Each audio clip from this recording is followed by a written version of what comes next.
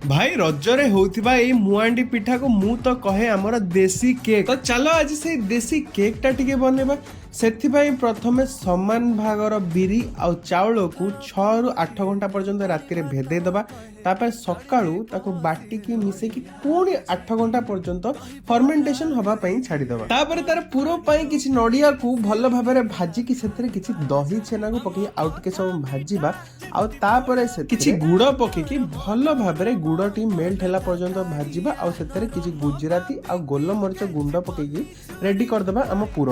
तापर गोटे इडली छांचर किछि पानी को फुटेकी ऊपर गोटे कपड़ा बांध एपटे से जो फर्मेंटेड बैटर टाकू सेतिर किछि लूण पकेकी ताकू भलो भाबरे कपड़ा धीरे पानी पकेकी देई देबा कपड़ा ऊपर जेमति भलो भाबरे स्प्रेड कर देबा आउ ता ऊपर किछि पूरा देखि आउ गोटे लेयर बैटर रो देई देबा पाखा पाखी 25 रु 30 मिनिट पर्यंत स्टीम कला परे रेडी हे जिवो हमर मुआंडी पिठा शेषरे एई भली भाबरे छुरी मार की चेक कर देबा कि जदी छुरी रे किछि न लागुतिबो माने पिठाटी हे जायछि तो एई रजरे तमे को पिठा खाइछ मते कमेंट रे नियाती जणेबो एवं वीडियो भल लागि थिले लाइक शेयर आउ सेव नियाती कर दबो।